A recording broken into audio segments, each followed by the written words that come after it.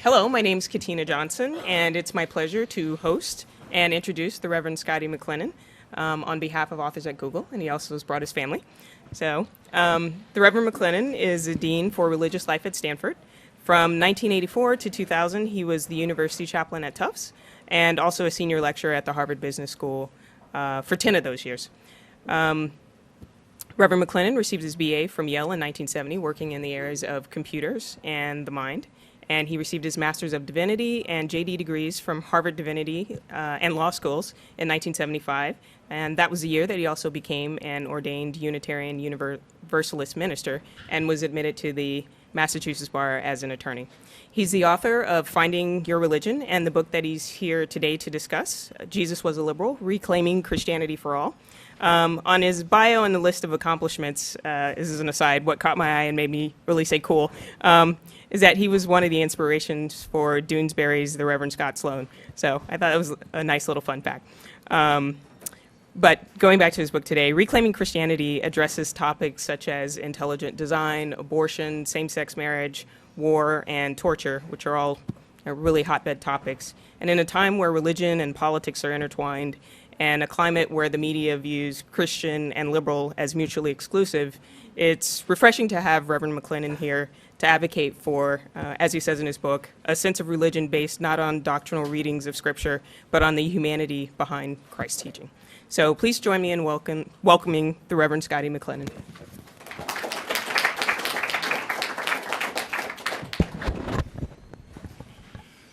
Thanks very much, Katina, and thank you all for coming. It's a real pleasure to be here at Google and to have an opportunity to talk about this book in this environment. It's been interesting going around the country talking about it in a variety of different contexts. I must say some of them have been very receptive and others not so much. When I was in San Diego, I needed to go to 4 different venues before I was actually allowed to speak.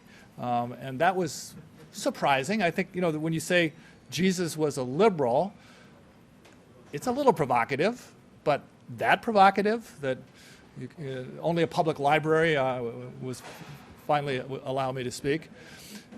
In Texas, where it was a wonderful opportunity at the largest independent bookseller in America, where they had a great crowd, very nice introduction, but as I was introduced, the person from the bookstore said, the title is clearly toxic, but, and then went on to say, he's an interesting character, you should listen up.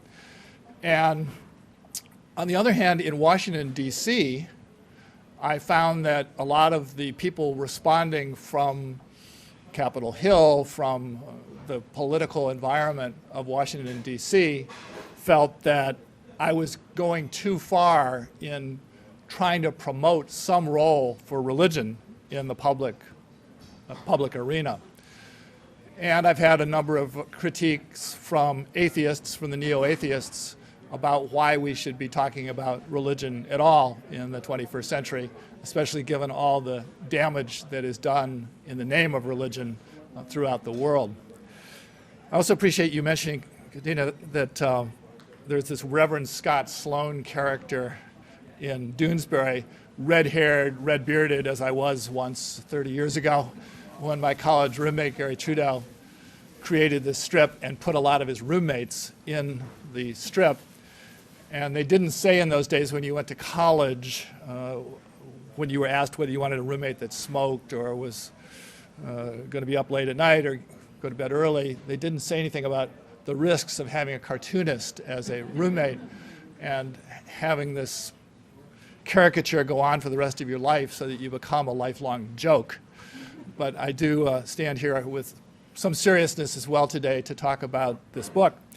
And Gary, of course, pushed me the other way as well, and he has this very nice word, these words on the cover which say it's a timely and powerfully reasoned argument that it's time for liberals to reclaim ownership of Christ as he was, an outlier, a passionate but rationalist revolutionary who spoke to the best in us. So a number of people have come at me the other way saying, Jesus was a liberal? Come on. Jesus was a radical. Jesus was a revolutionary. Why are you making this so pallid. So what I'd like to do is to spend a little time reading to you a bit from the book and giving you a sense of what I'm saying in the book and how I'm saying it, and then have plenty of time for Q&A, because that's what I think gets most interesting and engaging. So let me give you a little bit of the flavor of the book first here. I say early on that when I'm talking about liberals, what I mean is a dictionary definition of liberalism as including belief in progress, tolerance, individual freedom, and the essential goodness of humanity. So those four criteria. And I believe that Jesus was a religious liberal because he came with a fresh, new, progressive vision, proclaiming again and again, you've heard that it was said to those of ancient times, something or other, but I tell you, and then he had a new vision. Instead of an eye for an eye, he asked us to turn the other cheek. Instead of loving just our neighbors, we were called upon to love our enemies too. He spoke of a New Testament, distinct from the Old Testament that came before. Jesus was not a fundamentalist in the sense of being a biblical literalist. He would break one of the 10 Commandments when he thought it was the most humane thing to do, as when he worked healing people on the Sabbath. As he clearly said, the Sabbath was made for humankind and not humankind for the Sabbath. And then I go on to say early in the book that I am a liberal Christian, and so are a large number of American Christians, according to sociologists of religion. We've been called progressive Christians. We're generally found in mainline as distinct from evangelical churches. Unfortunately, we're often either forgotten or maligned in the current culture wars and public debates between the religious right and the secular left. And by the way, as an aside, I really did write this book because the press continually talks about the religious right versus the secular left. And there are a lot of us in between, a lot of us who are religious, and this book was written for Christians, but I also, when I say Reclaiming Christianity for All as a subtitle of the book, I'm hoping to present Christianity in a way that will be inclusive and open to people of other traditions or no tradition at all, as well as to Christians from conservatives to liberals. But I go on to say that we are the religious left, not the religious right. But what do we stand for? Not all of us share exactly the same perspective, of course, nor would we all accept each description in the next paragraph, but we tend to be identifiable by many of the following principles. First, the Bible is meant to be read largely metaphorically and allegorically rather than literally. Science and religion are compatible. We are committed to the use of logic, reason, and the scientific method. Doubt is the handmaiden of faith. Love is the primary Christian value, and it's directly related to the promotion of liberty and justice in society at large. All people are inherently equal and worthy of dignity and respect. Free religious expression should be governmentally protected, but no particular tradition should be established as the state religion. There are many roads to the top of the spiritual mountain, and Christianity is only one of them. Interfaith understanding and tolerance are critical. We see Jesus primarily as a spiritual and ethical teacher, and less as being identical with God. Living a fulfilled and ethical life here and now is more important than speculating on what happens to us after we die. Nonviolence is strongly preferred in relationships between human beings, groups, and nations. Women and men must play an equal role in religious leadership. And in terms of current American hot-button issues, we tend to be pro-choice on abortion and in favor of marriages for same-sex couples. And then I go on and talk a little bit about various people historically who have been liberal Christians. I actually relate this tradition back to the very beginning. Arius, who was one of the original church fathers, it wasn't until 325 of the Common Era, 300 years after the birth and death of Christ, that it was finally decided in the Christian church that Jesus was identical with God. And a number of people have picked up on that tradition, that early tradition in the church after the Protestant Reformation. And I mentioned some of them here, some of whom were burned at the stake, like Michael Servetus in the 16th century, some like Galileo that were forced to renounce their scientific discoveries, but others like John Locke, who fared better and had considerable influence on the Christian founders, liberal Christian founders of the United States in the 18th century, like Thomas Jefferson and Benjamin Franklin and Abigail and John Adams. And I mentioned that even the liberal Christians of the 19th century in America, like Ralph Waldo Emerson and Susan B. Anthony, met with strong public outcries of disgust for their religious beliefs. With the rise of fundamentalism in the 20th century, liberals were often condemned as enemies of the cross of Christ and accused of apostasy. But then I go on to say that, ironically, the strong denunciation of liberal Christianity, a strong denunciation of liberal Christianity, is coming from another quarter in the early 21st century from public atheists in Europe and America, such as scientists Richard Dawkins and Sam Harris, philosopher Dan Dennett. When I was at Tufts University for 16 years as the university chaplain, Dan Dennett was a professor there. We used to have lunch together and talk about these issues. I always actually thought he was a closet Buddhist, but he never accepted that. But anyway, philosopher Dan Dennett and journalist Christopher Hitchens, who published best-selling books with such titles as The God Delusion, The End of Faith, Breaking the Spell, and God is Not Great.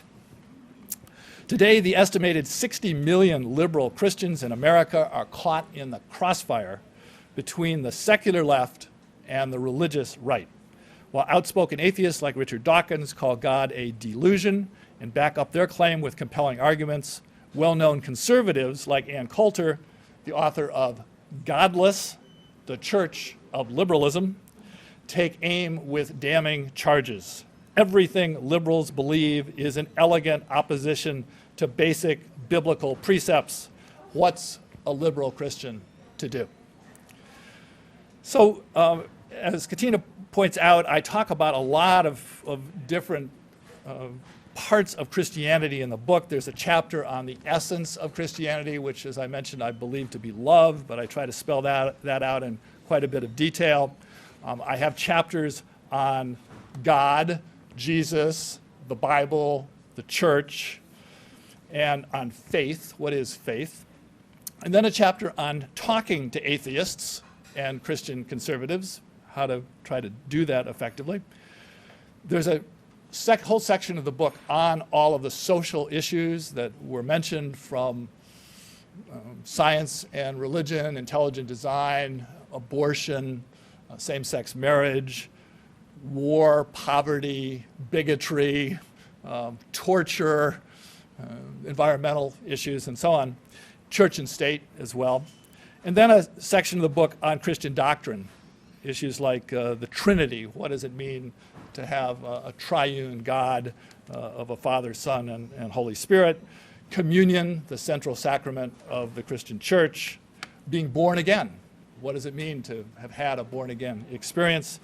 The apocalypse, a lot being said, a lot of best-selling books on that we're at the end time here, and some of us will make it, and most of us won't.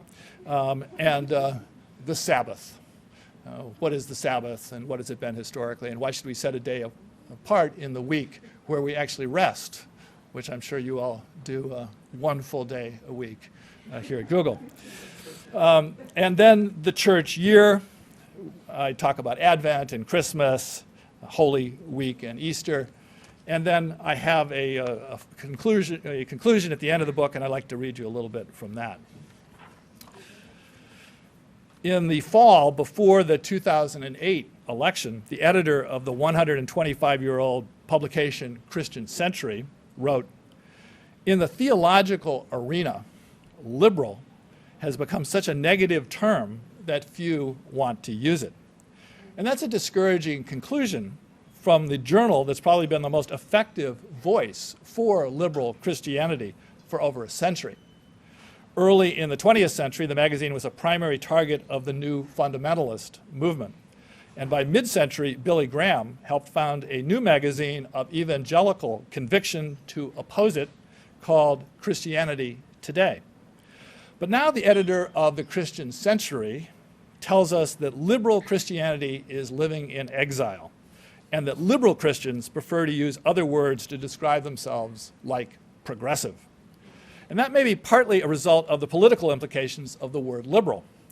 I happened to be listening to the radio in September 2008 when a conservative Christian named Mitt Romney was speaking to the Republican convention in support of John McCain and Sarah Palin. I counted more than a dozen times that he pejoratively used the word liberal or liberals. He claimed that liberals are responsible for awarding Guantanamo terrorists with constitutional rights, putting the interests of the teachers' union ahead of the needs of our children, stopping nuclear power plants and offshore drilling, making us more and more dependent on Middle Eastern tyrants, and replacing opportunity with dependency on government largesse. And there were a lot of other ways that he insisted that liberals have allegedly harmed our country. Hearing Mitt Romney reminded me of how Michael Dukakis, the liberal governor of Massachusetts, was said to have lost the 1988 election to George H.W. Bush because he was shackled by the L word by Republicans. Worse, perhaps, he refused to defend what was positive about liberalism, even claiming in an interview with television commentator Ted Koppel 2 weeks before the election, "Ted, I'm not a liberal." In Washington, that was ridiculous. Michael Dukakis, he was really high ADA ratings and so on. It was a very low moment, I thought. But anyway, a Washington Post article in early 2008 explained that Barack Obama was independently ranked as the most liberal United States senator in 2007. Then the Post editor predicted that in the lead up to the election, he would keep trying to claim that he's post-partisan, not liberal, even though John McCain, in his own way, was post-partisan before the term was invented, often working across the aisle on important legislation, defying party orthodoxy far more than Obama had. The Washington Post article ended with these words: "The only Democrats who have won the White House in the last 4 decades have done so by running away from the liberal label, and Obama is certainly a student of history." By contrast, the Christian Century editor claimed that liberalism is an important thread in the political fabric of our history. He pointed out that the founders of the Republic were Enlightenment thinkers, in large part philosophically and theologically liberal. The liberal impulse in American politics is responsible for Social Security, Medicare and Medicaid, Head Start, and food stamps. Liberals, often in the face of fierce conservative opposition, have been the ones to guarantee equal rights, and they've made laws that help keep our food and automobiles safe and college education affordable. Liberal Christianity can point to the Old Testament prophets and to Jesus as the original political liberals. As mainstream a resource as the Encyclopedia Britannica describes political liberalism as the culmination of a development that goes back to the Hebrew prophets, the teachings of the pre-Socratic philosophers, and the Sermon on the Mount of Jesus of Nazareth. All right, trying to finish up here so we can get to some discussion. Let me give you just another page or so here. Jesus often asserted that socially despised tax collectors and prostitutes will enter the kingdom of God before esteemed religious leaders. The sinful who make spiritual progress take precedence over the religiously pure who won't recognize any authority but their own. Jesus was known for his commitments to the outcast and the marginalized in society, whom we must never forget have human potential. Jesus shows himself as tolerant to all sorts and conditions of people, as liberals should be, not dogmatic and doctrinal. Freedom, reason, progress, tolerance. Values to be proud of, not duck, because they conjure up the L word. And let's not forget the dictionary definitions of liberal as synonymous with generous, bountiful, open-handed, munificent, and abundant. So what is the future of liberal Christianity? of Christianity marked by commitments to freedom from authority, the use of reason, human progress, and tolerance towards others. There's no future if people aren't willing to stand up for these values and claim the label liberal as their own. Jesus was a liberal in substantial and important ways. Christians need to stand up for him in that respect. Why has the liberal voice been so muted in Christianity? The editor of Christian Century reminds us that people living in exile don't get to define the terms of political discourse. And I'm quoting him now. Conservatives have won the rhetorical battle. He also observes that because tolerance is one of the central values of liberals, they don't like to fight, but instead are always trying to accommodate people, to be inclusive even of those who are trying to exclude them. And I must admit that defines me to a T. The Christian Century editor concludes that the first thing on the minds of my conservative brothers and sisters when they get out of bed in the morning is fighting liberals. I think of Mitt Romney and Coulter as quintessential conservatives in this respect, whereas liberals get out of bed trying to figure out how to live with conservatives. And yes, that's what I do most of the time, especially in my role as Dean for Religious Life at Stanford, pledged to meeting the needs of all faiths by encouraging a wide spectrum of religious traditions on campus, many of them quite conservative. But tolerance doesn't mean capitulation. It doesn't mean shying away from expressing liberal Christian values that defend the freedom of all, promote the use of reason, and affirm the human potential to better ourselves and help repair a broken world.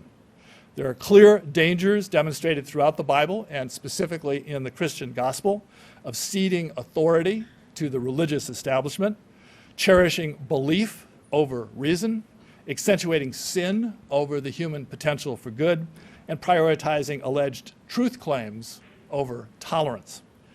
Liberal Christians constitute at least 20% of the U.S. population, according to recent studies. Too many of them choose silence, afraid to use the word liberal to describe where they stand, and that leaves them lying low, sitting quietly in their pews at church or in private prayer at home, or choosing simply to identify as political liberals without mentioning their faith commitment. They must reclaim their religious heritage as an independent source of wisdom and courage in their personal lives and in their community involvements.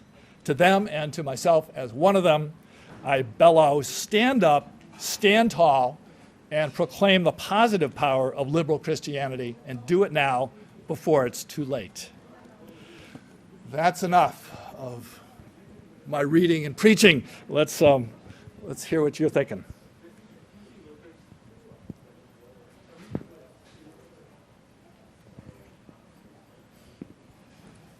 So I completely agree with the notion that liberals, don't seek conflict, and what are we to do about that? Stand up and what? Because I think one of the other things that I think is common among liberal Christians is that they don't seek to proselytize.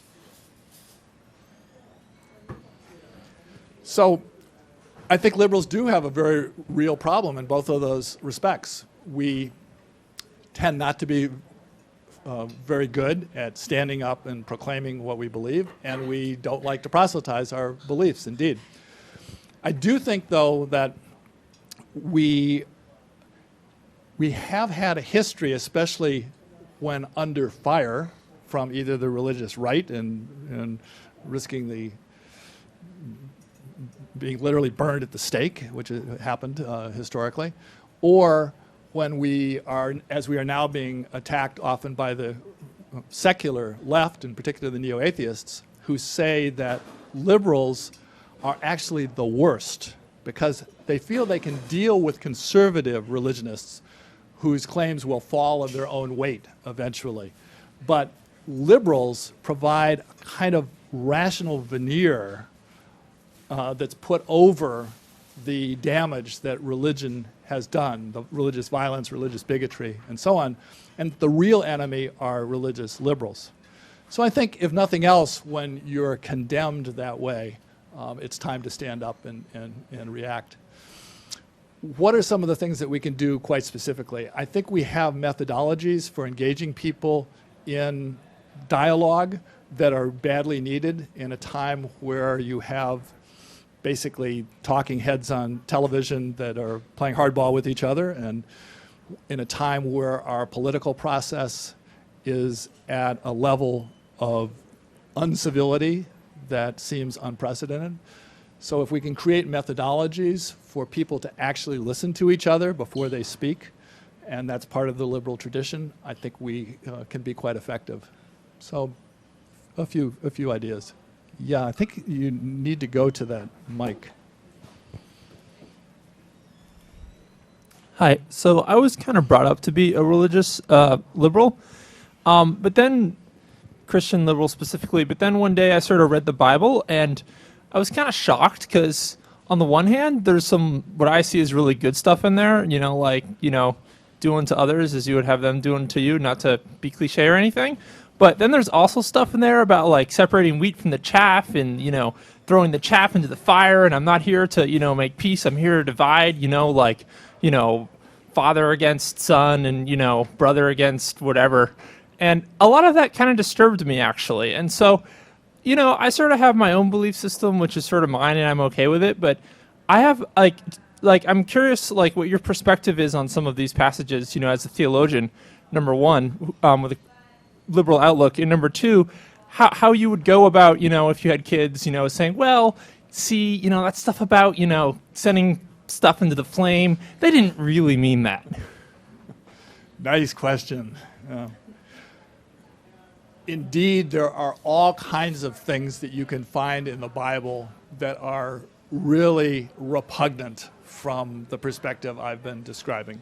So you point out that although Jesus says, blessed are the peacemakers, and he talks about turning the other cheek, and he seems to have a very loving perspective in so many ways, he does say at another point, I come not to bring peace, but a sword, and to divide brother from sister and parent from child, and so on. So what do we do with those kinds of difficult texts? You look at his talking about peace, and then look at the whole story of the Exodus that Christians build on. You have Joshua going into Jericho to fight the battle against the Canaanites who were then in possession of the land. And not only do the walls of Jericho come tumbling down, and all the soldiers are killed by Joshua and his Israelite troops, but also all women and children and elderly are killed, and all of the cattle are killed, and then everything is burned to the ground. So what do we do with those realities? Now, the truth is, and you see this happening for Islam now and for the Quran, and you see it happening actually in the Hindu tradition with the Bhagavad Gita and so on. You can pick out these proof texts for virtually anything you want in religion.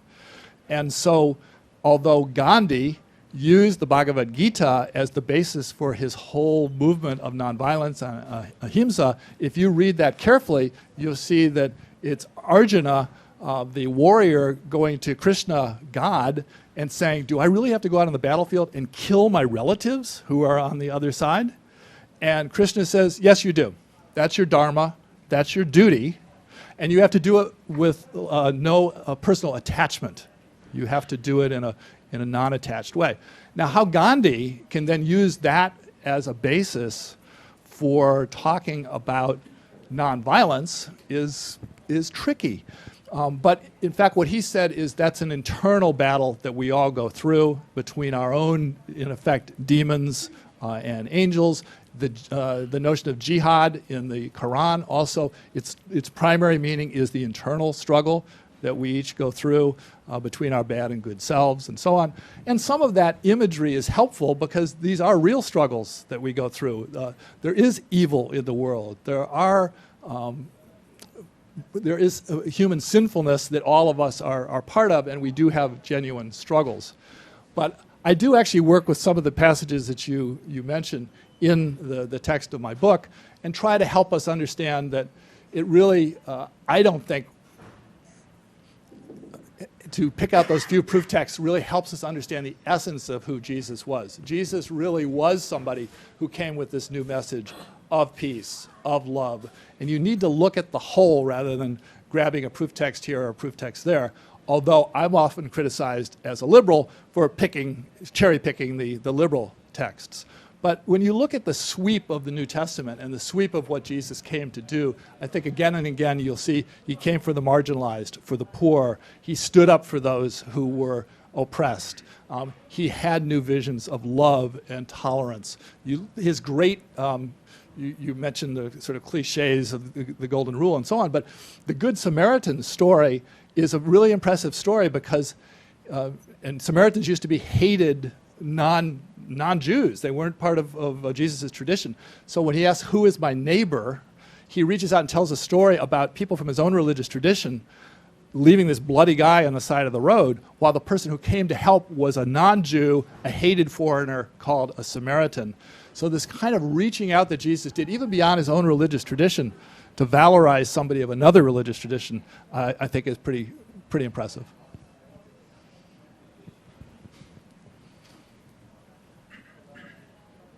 Hi. So my question kind of relates to the last one. So I'm just curious, what is your general view of Scripture, like, especially the New Testament? Is it, like, how do you know which parts are true and which aren't? Like, do you kind of view it all as having been mistranslated, or, you know, like is an accurate representation of what actually happened, or not? And if not, which parts are and which aren't, and how do you know? Kind of? Right. No, I think we need to take the entirety of the New Testament seriously. We need to work with it, study it, try to figure out who wrote it, why, under what circumstances. The New Testament was written from about 50 of the Common Era to 20 years after Jesus died until about 100 of the Common Era, and in a lot of different historical contexts before and after the destruction of the temple in Jerusalem in 70 AD, or of the Common Era, by people living in different parts of the ancient Mideast who were having a variety of different kinds of struggles, both within their communities and with people around them. We have Paul going out to the Gentile world because Christianity was originally a Jewish sect, and Jesus, I'm crystal clear from everything he wrote, always considered himself a Jew, assumed he was a Jew, assumed he was going to reform Judaism. He didn't think he was starting a new religion. So you have all of these, but you do have, of course, the Christian church developing and then reinterpreting the scriptures in relation to their new understanding, and then we go through 2,000 years of reinterpretation of who Jesus was based on the scripture, etc. So it's an active, vital text that people continue to work with in a variety of ways. But we absolutely need to take every word of the New Testament seriously. I use the Christian lectionary to preach from. That is a 3-year cycle where all Christian churches, ideally, are using the same lessons from the Gospels, from the letters of Paul, from Psalms, and from the Old Testament or the Hebrew Bible every Sunday. And that's a really good discipline because there's the text. It might be, the text for this week may be, I come not to bring peace but a sword. I need to go to my commentaries. I need to figure out what was meant in the original languages. I need to see what the context was, and then bring that up to today and say, what's the message for today?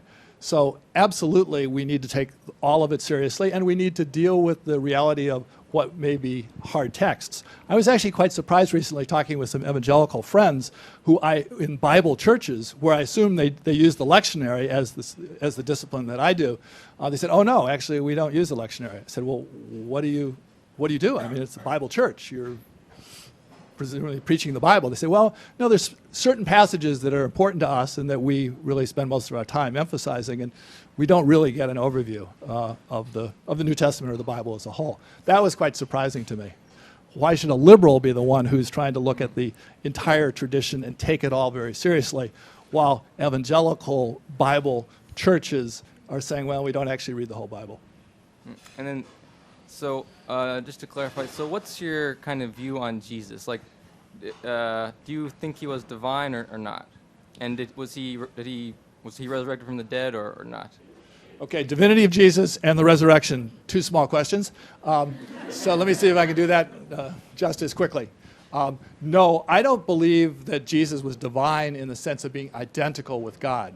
I do think he was a person filled with the Spirit of God and was very high spiritually speaking. He was one of the great prophets, one of the great teachers. We look at other people in world religions like the Buddha or Krishna, if he was in fact a historical person, but there's been other incarnations in the Hindu tradition like Ramakrishna of the 19th century and so on.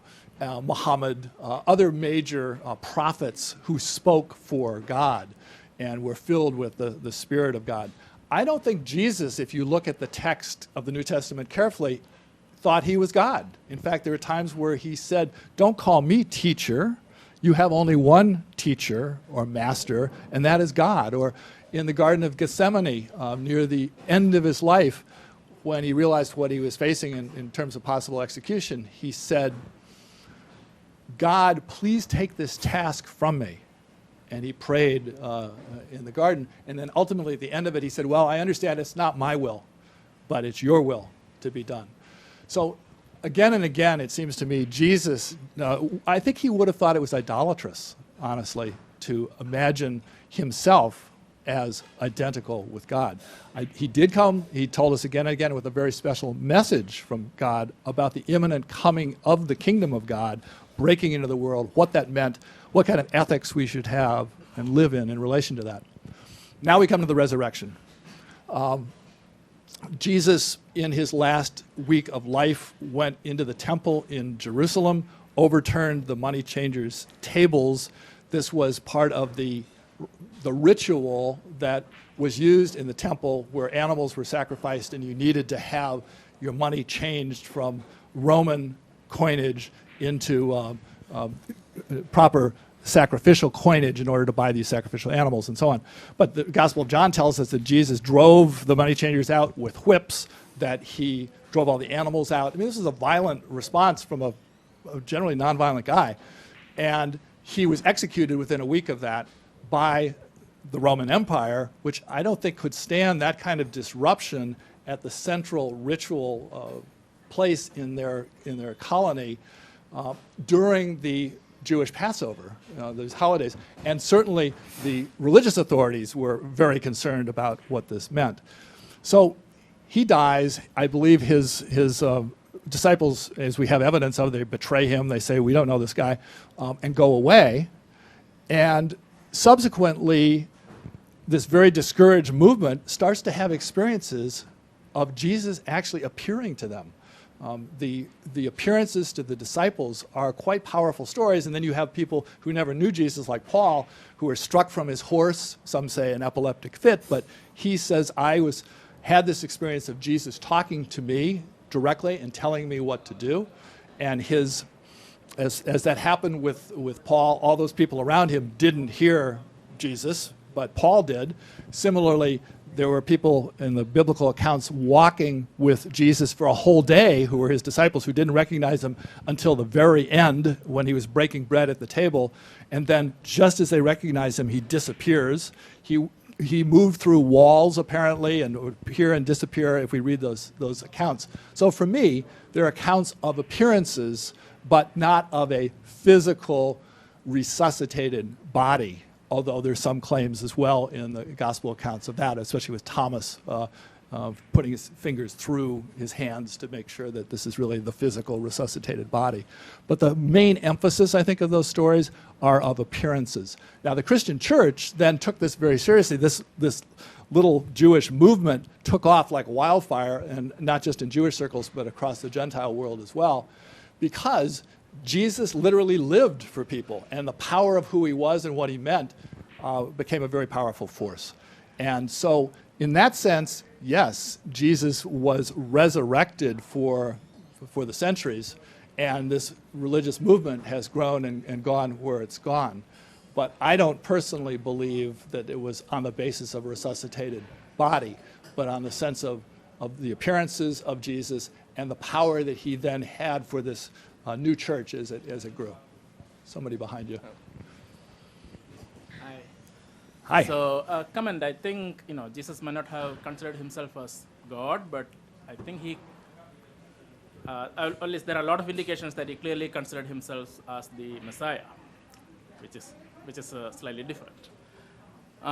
Anyway, my question is entirely about something else, which is the political traditions of religious people, I mean Christians in particular, seem to depend on which denominations they belong to. Like if you're Baptist or something, then you're conservative, or evangelical or conservative, or if you're Episcopalian or Unitarian, then you're liberal.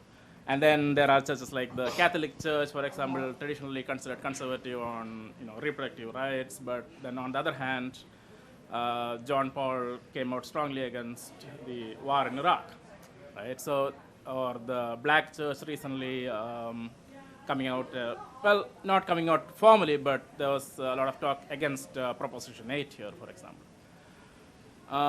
My question really is, as a Christian, do you really have to worry about whether Jesus was liberal or conservative? I mean, is that really an issue? Shouldn't you worry more about what Jesus really was, and then whether you are following, what Jesus preached, and, maybe conservatives have some of it, maybe liberals have some of it. I mean, does it really matter? I mean, this is your spiritual side of things, right? I mean, you should worry about Jesus and not really try to interpret him in modern political terms. That's my opinion. I think that's a very well stated point. I agree, I think, with all that you say. Yes, we should be following and trying to understand Jesus as he was and as he lives for us now. To use political terms, liberal or conservative, is anachronistic in many ways, and not. And if you think you're just using it as a political label, it's completely misleading, because Jesus, his work and his life certainly has had political implications, and you point out what some of them are in the modern world, but he is a spiritual person, a spiritual leader, somebody who did come as the Messiah with a new vision for Israel, and that's what we need to follow, that's what we need to understand. However, the other side of this is that these terms do get used and misused whether we like it or not. And I want to reclaim the word liberal, not necessarily politically, although that's important as well, as I mentioned, but theologically. Because there is a long, strong tradition of liberal Christianity, and that term has been used. You go to your Encyclopedia Britannica, you look up Christianity liberal, and there's an entry. So I want to reclaim that tradition and talk about what it stood for tolerance, for the use of reason, for a progressive vision of moving towards the future, and not just one of trying to conserve what came before, of an understanding of humans' ability to rise above and transcend themselves, not just to be mired forever in original sin, and so on. So these are theological concepts that are really countered by a lot of evangelical or conservative, or in particular fundamentalist Christianity, which sees the world very differently and often emphasizes issues like doctrinal truth over love, which emphasizes faith and taking a leap of faith or blind faith over reason and using reason as one of your methodologies, and so on. So I really want to emphasize those theological dimensions when I use the word liberal. I had a similar question, but just to clarify, you started out saying that Jesus as a liberal was the denotation of the word as open, as bucking the tradition. So are you ascribing Jesus? Are you saying that Jesus also politically is a liberal? Like, if in terms of what he believed was, he passes the liberal litmus test? No, I'm not saying that Jesus, in terms of our modern definition of political liberalism, no. Because in fact, the modern definition of political liberalism has changed dramatically itself over a couple hundred years. I mean, when we talk about the liberal arts in universities, or we talk about the liberal philosophical tradition, especially if you go to Europe now and you ask to learn about somebody who is labeled a liberal, in America, those are what we call conservatives. They stand for free markets, for the preeminence of private property, of limited government, and so on. So the liberal tradition, when it started, those were its values. Liberals were very concerned about tyranny, about government being too powerful, the importance of private property, the importance of individualism, and so on. what happened was liberalism evolved politically so that there's now a greater concern of what corporate power can mean than what government power can mean. So some of the shift was, where is the authority that we're most worried about? So a lot of modern liberals are more worried about corporate power, and now global corporate power, than they are about governmental power. And they begin to use some of the governmental structures to try to counter what they see to be the frightening use of authoritarianism. So no, I mean, I really don't want to confuse Jesus with that and with that debate and that ongoing dialogue and so on. I just want to identify him with a few of these values that I mentioned earlier. So Christian liberalism and political conservatism aren't necessarily mutually exclusive. Correct. There are Christian liberals who take what we would call a politically conservative stance on issues like the size of government, on individualism, on the importance of private property, all of the rest of that. And in my own denomination, the Unitarian Universalist, which is considered a very theologically liberal denomination, and has had, quite honestly, a lot of liberal political action that's been taken in our name as well. There are a number of us who are, you'd say, a libertarian, and in that sense, very conservative about these basic values. Thanks. Well, it's too tall. Can you describe the biblical support you have for your position on abortion? Can I describe the biblical support for my position on abortion? My position, can I do this quickly? My position on abortion is that if we look scripturally at this issue, Jesus says nothing about abortion whatsoever. And in Jesus' time, the notion was that a fetus was not a human being, was not an Adam, an Adam. It goes back to some Old Testament Hebrew Bible scripture about a woman being hit in the stomach and losing her fetus, and what is the response to that? And the response is that the person who does that must pay a fine. There's nothing about that being murder or that having been a human being, etc. And the rabbis in the Talmud use that as a basis for explaining that we don't become an Adam, we don't become a human being until we're born. It's the breath of life, the term ruah, spirit, that once we take that first breath in the world, then we become a human being, an Adam, a person. And you'll see even in the Supreme Court decision, Roe v. Wade, that some of that history is traced. And the Catholic Church, not until the in the late 1800s did they think that abortion was problematic, at least in the early days, because there was a notion of ensoulment. When does the soul enter the fetus? And before that, there was no strictures against that. Similarly, in the common law, there were no strictures against abortion. So this is a more modern conception that's come, ironically, with scientific evidence now that from the time you join a sperm and an egg, everything goes from there. And so if you've got to pick a time when personhood begins or human life begins, for many, conception seems like a more obvious time than birth. But my point is that lots of us religiously, for religious reasons and with religious interpretation, a number of Jews and lots of Christians, if we thought that fetuses were human beings, I hope we would stand up the way Catholic doctrine now asks us to, and a lot of evangelicals do, to say it's equivalent to infanticide, and we don't want human beings to be killed. And so I understand that urge, and and appreciate why people feel that way. But I ask them to also understand my theological understanding, which I think is biblically based, is historically based, and we're in a pluralistic society. We should have the right to choose based on our own religious beliefs. I'm worried that we're getting close to the time that we need to move out of this room. Unless there's one more question. It's appropriate. This is for the end. It's from the end of the Bible. The book of Revelation makes all kinds of fantastic images appear in people's heads and is used as justification for all sorts of terrible things that are done or things terrible that will be done to unbelievers. I come from the Lutheran tradition, and Martin Luther had very big questions about whether Revelation really should be part of the canon or not. Can you talk about how Revelation should inform our understanding of God in our modern world?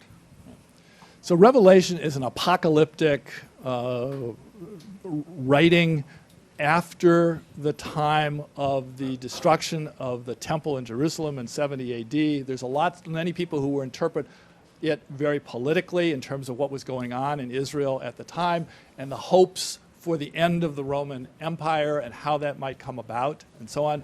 It's full of wonderful but potentially damaging imagery.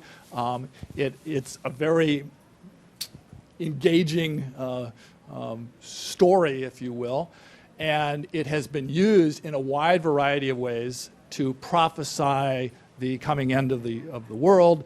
And there's many communities which have sold all their goods and on the basis of a sense of the end time is tomorrow, and they found actually didn't work out that way. A famous psychologist at Stanford, Leon Festinger, came up with the notion of cognitive dissonance as a psychological thing by studying one of these communities in the 19th century who did everything because they thought that the end time was coming on a certain date. They sold all their goods, et cetera, and then it didn't happen. They set another date, it didn't happen, and at some point people had to put together this sense of reality, which they thought was biblically based, and what was actually happening, and it created cognitive dissonance was the term that he used psychologically for that. So Revelation is a book that you want to look at.